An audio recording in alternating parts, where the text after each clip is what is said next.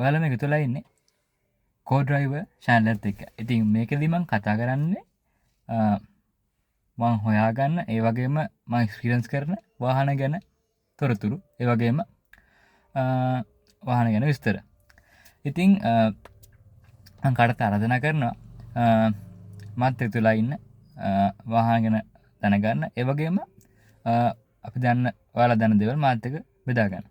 ඉතින් අද මම කතා කරන්න යන්නේ වාහනයක ප්‍රධාන අංගයක් වෙන ස්ටියරින් සිස්ටම් එක. ස්ටියරින් සිස්ටම් එක තමයි අපේ වාහනේ මේ පාලනය අපි අද තියාගන්නේ. එහෙම කියන හේතුව මොකද්ද? ස්ටියරින් සිස්ටම් එකෙන් තමයි අපි වාහනේ හරවන එක කරන්නේ. ඉතින් අපි වාහනේ හරවන විදිහෙන් අපි වාහනේ යන්නේ. ඉතින් වාහනේ ස්ටියරින් සිස්ටම් එක තමයි එතකොට බලනකොට වාහනේ කන්ට්‍රෝලර් බවට පත් වෙන්නේ.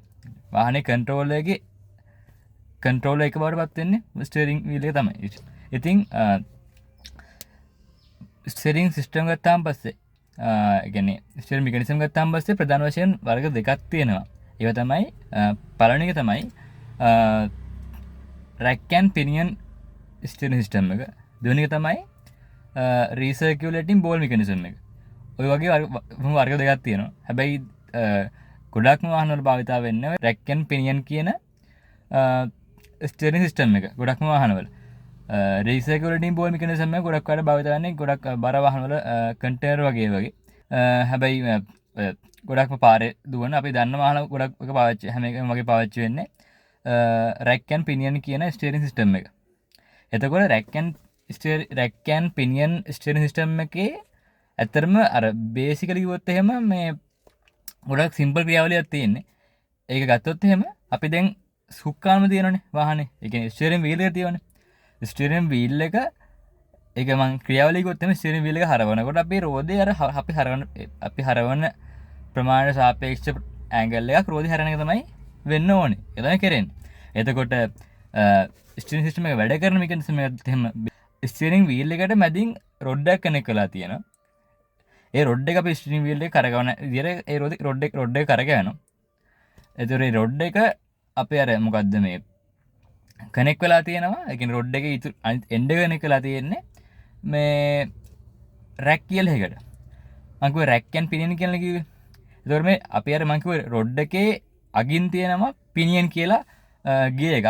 ඒ පිනියන් කියන්නේ දතිරෝධයක්.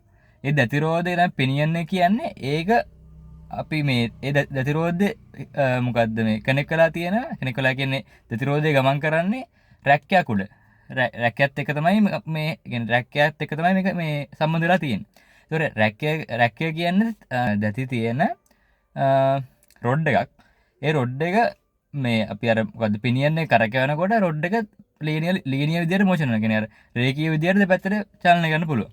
එතකොට රැක්කය කියන එක අපේ මේ රෝදයට කනෙක්ට් ඉස්සර රෝදයට කනෙක්ට් කරලා තියෙනවා මේ ඔය මොකද ටයි රොඩ් කියලා. කියන්නේ රෝදේ තියෙන ටයි රොඩ් කියලා දෙකක්. අනේ ටයි රොඩ් කනෙක්ට් කරලා තියෙනවා මේ ඔය රැක් එකට.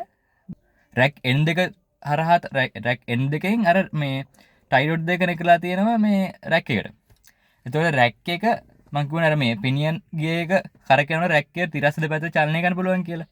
අන්න එහෙම චලනය වෙනකොට අර රැක් එක දෙපැත්ත චලනනකොට රෝදේ ඊට සාපේක්ෂව වමට හෝ දකුණට හැරෙනවා.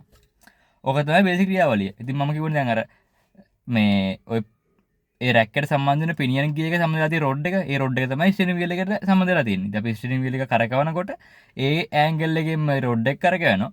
ඒ රොඩ් එක කරකවනකොට ඒකට සම්බන්ධ වෙලා තියෙන පිනියන් ගිය එක කරකවනවා. පිනියන් ගිය එක කරකවනකොට අර ඒකට සාපේක්ෂ ඒකත් එක්කම මේ අර රැක් එක තිරස් විදියට දෙපැත්තට චලනය වෙනවා. අපි කරකවන පැත්ත අනුව චලනය වෙනවා. අන්න එහෙම චලනය වෙනකොට තමයි ස්ථාර රෝද දෙක මේ එක්ක වමට හේව දකුණට හොර අපි අදාළ පැත්තට හැරෙන්නේ. ඉතින් ඒ මං කිව්වේ අර බේසික් ප්‍රින්සිපල් එක. මේ රැක් ඇන් පිනියන් ස්ටියරින් සිස්ටම් එක. ඉතින් ස්ටියරින් සිස්ටම් එක ගත්තොත් එහෙම නෝමල් විදියට මං කිව්වේ. දැන් හැබැයි ඕහම විතරක් තිබ්බනම් අපිට වාහනේ හරවන්න හරි අමාරුයි. මොකද අපි වාහනේ ලොකු බරක් දරගෙන ඉස්සර රෝද දෙකේ. ඒ වගේම මේ ඒ ලොකු බරක් දරගෙන රෝද දෙකක් අපිට ওই වගේ මේ ඔය වගේ මං කිව්ව බේස් සිස්ටම් එකක් විතර තිබ්බනම් අපිට හරවන්න හරි අමාරුයි. මොකද ලොකු ටෝක් එකක්. ඒ කියන්නේ ලොකු ගූර්ණ බලයක් ඕනේ මේක හරවන්න එච්චර ඒ බරම හරවන්න ගියොත් එහෙම. අන්න ඒක නිසා දශක ගණනාවට කලින් හඳුනා දුන්නා පවර් ස්ටියරින් කියන්නේ පවර් ඇසිස්ටඩ් ස්ටියරින් සිස්ටම් කියලා සිස්ටම් වර්ග. ඒකෙදි මොකද්ද වෙන්නේ? අපි අර මේ මොකද්ද මේ වාහන එන්ජිමේ පව එක නැත්නම් බැටරි පව එක යූස් කරලා මේ අපිට අදාළ අවශ්‍ය විදියට වාහනේ අර හරව ගන්න අදාළ ඇසිස්ට් එකක්. ඒ කියන්නේ උදව්වක් දෙනවා ඒ සිස්ටම් එක through. එතකොට පවර් ඇසිස්ටඩ් ස්ටියරින් සිස්ටම් උත් ප්‍රධාන වශයෙන් වර්ග දෙකක් තියෙනවා. එකක් තමයි හයිඩ්‍රොලික් පවර් ස්ටියරින් එක. දෙවෙනි එක තමයි ඉලෙක්ට්‍රික් පවර් ස්ටියරින් එක. ඒතර හයිඩ්‍රොලික් පවර් ස්ටියරින් ගැන මම මුලින් කතා කරන්න. හයිඩ්‍රොලික් පවර් ස්ටියරින් එකේදී වෙන්නේ මම කිව්වර රැක් එකක් ගැන මුලින්. ඔය රැක් එකකටම සම්බන්ධ වෙලා තියෙන හයිඩ්‍රොලික් පවර් ස්ටියරින් වලදී රැක් එකටම කනෙක්ට් වෙලා තියෙනවා මේ කියන්නේ මොකද්ද කියන්නේ ඩිස්ක් එකක් වගේ එකක්. ඒ ඩිස්ක් එක කවර් වෙන විදියට සිලින්ඩර් එකක් තියෙනවා. එහෙම හිතා ගන්න සිම්පලි. අන්නේ සිලින්ඩර් එක මැද තමයි ඔය මම කියන ඩිස්ක් එක තියෙන්නේ. ඩිස්ක් එකට කනෙක්ට් කරලා තියෙනවා මම කිව්වා රැක් එක කනෙක්ට් කරලා තියෙනවා. ඒතර සිලින්ඩර් එක කියන්නේ සීල් සිලින්ඩර් එකක්. ඒ සිලින්ඩර් එකේ අර මේ අර මම කියවනේ මේ ඩිස්ක් එකක් තියෙලා. ඒ ඩිස්ක් එක දෙපැත්තෙන් ඔයිල් ඉන්පුට් දෙකක් තියෙනවා. ඒතර ඔයිල් ඉන්පුට් දෙකක් තියෙනකොට මොකද්ද වෙන්නේ? දෙපැත්තෙන් ඔයිල් පුරවලා තියෙන්නේ. එක පැත්තක ඔයිල් ප්‍රෙෂර් එක වැඩි කරලා අනිත් පැත්තේ ඔයිල් ප්‍රෙෂර් එක අඩු කරාම මොකද්ද වෙන්නේ? අර ඩිස්ක් එකට අර ප්‍රෙෂර් එක අඩු පැත්තට ෆෝස් එක රිසල්ටන්ට් ෆෝස් එක ඇති වෙනවා. ඒතර ඒක ඒ පැත්ත ගමන් කරනවා. හිතන්නකෝ වම් පැත්තේ ප්‍රෙෂර් එක අඩු කරලා දකුණු පැත්තේ ප්‍රෙෂර් එක වැඩි කරොත් එහෙනම් මොකද්ද වෙන්නේ? ඒ ඩිස්ක් එක වම් පැත්තට ගමන් කරනවා. අන්න එහෙම විදිහට තියෙනකොට මොකද්ද වෙන්නේ? අපි වාහනේ යම් පැත්තට හරවන්න හදනකොට ඊට අදාළ විදිහට අපිට අර ඔයිල් ප්‍රෙෂර් එක බැලන්ස් කරන්න පුළුවන් නම් අපිට පුළුවන් ඒ ඔයිල් ප්‍රෙෂර් එක through මොකද්ද මේ ලොකු ෆෝස් එකක්. ඒ කියන්නේ ලොකු ෆෝස් එකක් දී ගන්න පුළුවන් පවර් මේ වාහනේ හරවන එකට. හයිඩ්‍රොලික් පවර් ඇසිස්ටඩ් ස්ටියරින් වැඩ කරන්නේ එහෙමයි. එතකොට ඒකෙදි වෙන්නේ කොහොමද? මම කිව්වා දැන් අර සිලින්ඩර් එකත් එක්ක දෙපැත්තෙන් ඔයිල් ඉන්පුට් දෙකුත් එක්ක. ඒකෙදි වෙන්නේ ඔයිල් පම්ප් එකක් තියෙනවා. එතකොට මේ පම්ප් එක එන්ජිම දුවන හැම වෙස්සම එක රන් වෙනවා. ඒක අපි අර හරවන ප්‍රමාණය අනුව ඒකේ අර මොකද්ද අදාළ මොකද්ද මේ පම්ප් කරන ප්‍රමාණය වෙනස් වෙනවා. එතකොට ඒකෙදි වෙන්නේ කොහොමද? අර පම්ප් එකේ තියෙන ඔයිල් අවුට්පුට් දෙකක් අපේ මේ ස්ටියරින් වීල් එකේ මේ මම කියන්නේ රොඩ් එකක් හරහා රොඩ් එක කියන්නේ අර ස්ටියරින් වීල් එකේ මැදින් රොඩ් එකට කනෙක්ට් කරලා තියෙන රොඩ් එක through තමයි අර පිනියන් ගිය එක හයලා තියෙන්නේ කියලා. අනේ රොඩ් එකටම හයලා තියෙනවා වැල්ස් දෙකක්. ඒක කියන්නේ මොකද්ද කන්ට්‍රෝල් වැල් කියලා. ඒ කන්ට්‍රෝල් වැල් දෙකක් තියෙනවා අර මේ ඔය මං කිව්වා මේ ඔයිල් පම්ප් දෙකේ අවුට්පුට් දෙකට. ඔය ඔයිල් මේ කන්ට්‍රෝල් වැල් එකෙන් මොකද්ද කරන්නේ? අර අවුට්පුට් දෙකෙන් මේ ඔයිල් එකේ කියන්නේ ඔයිල් අවුට්පුට් දෙකෙන් ඔයිල් යන විදිය කන්ට්‍රෝල් වෙනවා අපි අර හරවන විදිය අනුව ඒ කන්ට්‍රෝල් වැල් දෙකෙන්. ඒතර ඒ ඔයිල් ලයින්ස් දෙක කනෙක්ට් කරන්නේ මොකටද? මං කිව්වා මේ සිලින්ඩර් එකක් වගේ තියෙනවා. සිලින්ඩර් එක දෙපැත්තෙන් ඔයිල් ඉන්පුට් දෙකක් තියෙනවා. අන්න ඔයිල් ඉන්පුට් එක තමයි කනෙක්ට් වෙන්නේ. ඒතර අපි වාහනේ මොකක්ද මේ දැන් ප්‍රොසෙස් එක මොකක්ද වෙන්නේ? අපි වාහනේ හරවනකොට ඒ හරවන පැත්තට අදාළ විදිහට ෆෝස් එකක් ජෙනරේට් වෙන විදිහට ඔයිල් කියන්නේ හයිඩ්‍රොලික් පවර් එක නැත්නම් ඔයිල් මේ මොකද්ද ප්‍රෙෂර් එක බැලන්ස් වෙනවා මේ මං කිව්වා සිලින්ඩර් එක ඇතුලේ. මේ සිලින්ඩර් එකේ ওই ප්‍රෙෂර් එක දෙපැත්තේ මේ අර මං කිව්වා ඩිස්ක් එක දෙපැත්තේ බැලන්ස් වෙනවා මේ අදාළ විදියට ෆෝස් එක රැක් එකට ලැබෙන විදියට. අන්න ඒ විදියට තමයි මේක වැඩ කරන්නේ. මේක මේ තොරේ අපි අර අපි මේ අතින් නිකන් සිග්නල් එකක් වගේ කියන්නේ අතින් හරවනවා කියලා මේ පැත්ත හරවනවා කියලා මේ දැනෙච්ච ගමන් කියන්නේ දැනන විදියට අපි හරවනකොට ඒක මේ කන්ට්‍රෝල් වැල් එක through ඔයිල් ගමන් කරලා මේ අර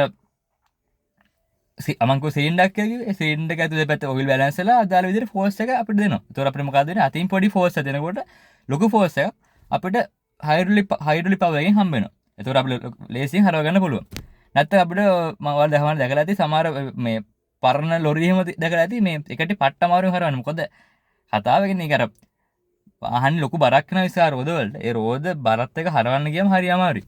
අන්න ඒකෙන් තමයි ඇත්තම අලුතෙන් හැම වාහනේ වගේ පවර් ස්ටේෂන් තියෙනවා. ලොරි වලද හැම වාහනේ වගේම තියෙනවා. හැබැයි ඉස්සර වාහන වල තිබ්බේ නෑ. ගොඩක් සමහර ඒ වගේ. ලොරි වගේ ලොරි බස් වගේ ඒවල. හැබැයි දැන් අලුතෙන් ගොඩක් එන වාහන වල තියෙනවා. ඔයාලනේ අර පවර් ස්ටේෂන් නැතුව කොච්චර මවද බලන්න ඕන නම් වාහනේ යතුරු දාලි වෙලා ස්ටාර්ට් කරන්න නැතුව නිකන් හරවන්න බලන්නකෝ. මොකද එහෙම හේතුව තමයි ඒක පවර් ස්ටේරින් ඒතර නෑ. වාහනේ මුළු බරම ලැබෙනවා. අපිට හරවන්න ගියාම හරි අමාරුයි. ඒ විතරක් නෙවෙයි. මේ වාහනේ මුළු බර විතරක් නෙවෙයි. අපි නිකන් මං කිව්ව විදිහට කරන්න ගියාම පස්සේ වෙන්නේ මොකද පවර් ස්ටේරින් සිස්ටම් එකේ අර පම්ප් එකකුත් තියෙන මං කියුවේ අර මේ ඩිස්ක් එකක් ඔය පැත්තේ ඔයිල් තියෙන ඒක බැලන්ස් ප්‍රෙෂර් බැලන්ස් වෙලා තියෙන කියලා. අපි නිකන් හරවන්න ගියාම පස්සේ වෙන්නේ මොකද්ද? අපි ඒකත් අමාරුවෙන් හරවන්න ඕනේ. ඒතර ඒකිනුත් තව ඇඩිෂනල් ෆෝස් එක දෙන්න වෙනවා. ඒකත් එක තමයි මේ අර මං කිව්ව නිකන් හරවන්න ගියාම ගොඩක් අමාරුයි කියලා. එහෙම තමයි සාමාන්‍යයෙන් අර හයිඩ්‍රොලික් ඇසිස්ටඩ් පවර් සිස්ටම් එක වැඩ කරන විදිහ තමයි ඒක. ඉතින් අපි ඊළඟට බලමු ඉලෙක්ට්‍රික් පවර් ඇසිස්ටඩ් ස්ටියරින් සිස්ටම් එක වැඩ කරන්නේ කොහොමද කියලා. ඒකෙත් මංකව දැ රැක්කන් පිනිියන් ස්ටේන් සිිස්ටම් බලම වර්ගත මේ ඒකම වේරේෂන්ස් දෙගත්තම කතාකර මේ කතාරම දෙවන එතකොට මේ ඔය රැක්කන් පිනිියන් එකෙදි බවතන මේ ඉලෙක්ට්‍රික් පව සිට ස්ටේරිං වලදි වෙන්නේ මේ රැක්කට රැක්කට හෝ නත්ත මේ මංකවන ස්ටේරිං වීලට සම්බඳලා තිනගේ රොඩ් එක අන්නේ රොඩ්ඩකට හරි කනෙක් කල තියෙනවා මේ මෝට එක ඒ මෝට එකින් මොකක්ද වෙන්නේ අපි අර මං මේ හයිඩලික් වලින් වෙන දෙම තමයි හැබැයි මේක ගොඩක්ම කලීන් මොකද ඔයිල් භාවිතයක් වෙන්න නැහැ විතරට නෙවෙයි මේ පම්පයක් දිගටම රන් වෙන්න ඕනෙත් නැහැ මොකද මේක අර අපි හරවන වෙලාවට විතරයි මොටර් වැඩ කරන්නේ ඒකින්ද එෆිෂියන්සි එකත් වැඩි හැබැයි ගොඩක් වෙලාවට අලුත් වාහන තමයි මේ ඉලෙක්ට්‍රික් පවර් අසිස්ටඩ් ස්ටියරින් එන්නේ හරිද අලුතෙන් හැම වාහනයක්ම වගේම තමයි හරිද එතකොට මේ ඉලෙක්ට්‍රික් පවර් අසිස්ටඩ් ස්ටියරින් වලදී මම කිව්වා අර මෝටර් එක කනෙක්ට් කරලා තියෙනවා කියලා මම කිව්වා රැක් එකට හරි නැත්නම් මේ ස්ටියරින් රොඩ් එකට හරි ස්ටියරින් රොඩ් එකට මෝටර් එක කනෙක්ට් කරලා තියෙන පවර් අසිස්ටඩ් ස්ටියරින් සිස්ටම් එක ගැන කතා කරත් එහෙම ඒකෙදි වෙන්නේ ස්ටියරින් වල රොඩ් එක කනෙක්ට් කරලා තියෙන්නේ අනේ රොඩ් එකටම මේ ගිය එකක් කියන්නේ දතිරෝධක හයලා තියෙනවා සිම්ප්ලි හිතාගෙන දතිරෝධක හයලා තියෙනවා ඒ දතිරෝධේ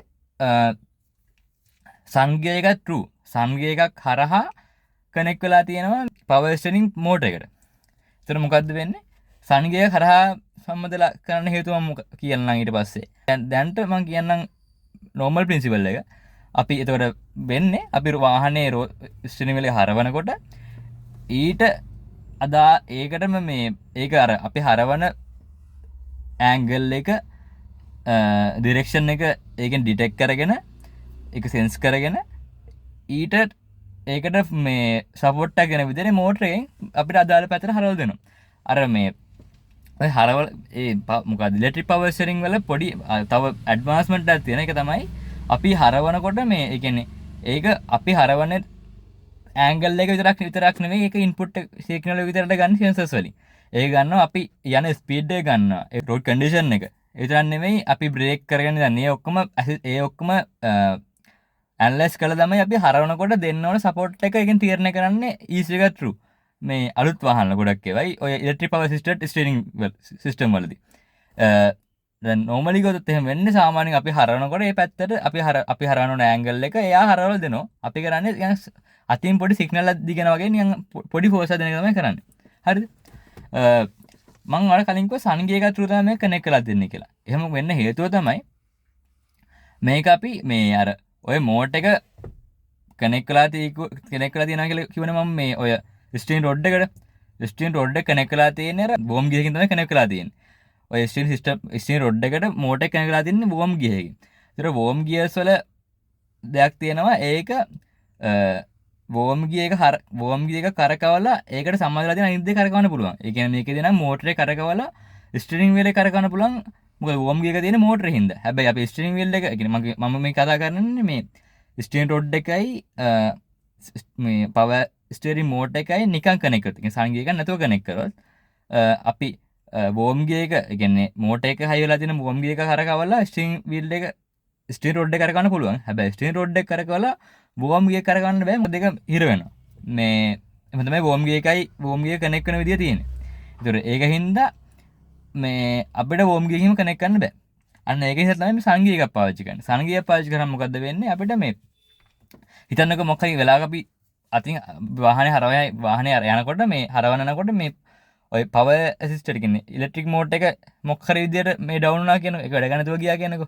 එහෙම වුණොත් එහෙම අපි දැන් අර නිකන් හයි කරලා තිබොත් වෙන්නේ මොකද්ද? අපි නිකන් හරවන්න ගියාම හරවන්න බෑ හිර වෙනවා. මොකද මම කියන්නේ බෝම් ගිය නිකන් ප්‍රතිරෝධකකින් බෝම් ගිය කරගන්න බැරි කියලා. හැබැයි සංගියක් හයි කරලා දෙන්නේ මොකද්ද? සංගියකින් හයි කරාම මොකද්ද වෙන්නේ? එළියේ මෝටරේ හිර වුණත් ඇතුලේ ස්ටියරින් වීල් එක ඇතුලේ ස්ටියරින් වීල් එක හයිලා කියන්නේ ඒ රොඩ් ස්ටියරින් වීල් එකට කනෙක්ට් කරලා තියෙන රොඩ් එක හයිලා තියෙන සංගයකින් හින්දා අපි ස්ටියරින් වීල් නිකන් කරගනකොට මේ සංගයක ඇතුලේ නේ කරගන්නේ. ඒකට මේ ෆ්‍රීලි කරගන්න පුළුවන් මේ අර මෝටරේ හිරවීම බාධාවක් නැතුව. අන්න ඒකෙන් තමයි මේක මේ සංගයක ට්‍රූ කනෙක්ට් කරලා තියෙන්නේ. මම හිතනවා සාමාන්‍ය අන්ඩර්ස්ටෑන්ඩින් එක එන්නේ නැති මොකද්ද මේ පවර් ස්ටියරින් සිස්ටම් එකක් වර්ග ඒ වගේම පවර් ස්ටියරින් සිස්ටම් එක මේ ක්‍රියාකාරීත්වය ගැන. ඉතින් ඉස්සරහත් මම මේ වාහන ගැන මම හොයාගන්න දේවල් ඔයාලට බෙදාගෙන බලාපොරොත්තු වෙනවා. ඒ වගේම වීඩියෝ ගැන මේ ඔයාලගේ අදහස් ඒ වගේම අලුත් වාහන ගැන විස්තර ඔයාලා තව දන්න දේවල් ඒ වගේම මොකක් හරි මගේ කතා කීප දේ අඩුපාඩුවක් තියෙනවා ඒ ගැන කමෙන්ට් වලින් දාන්න. ඉතින් ඉස්සරහටත් වාහන ගැන දේවල් කතා කරන්න එකතු වෙමු.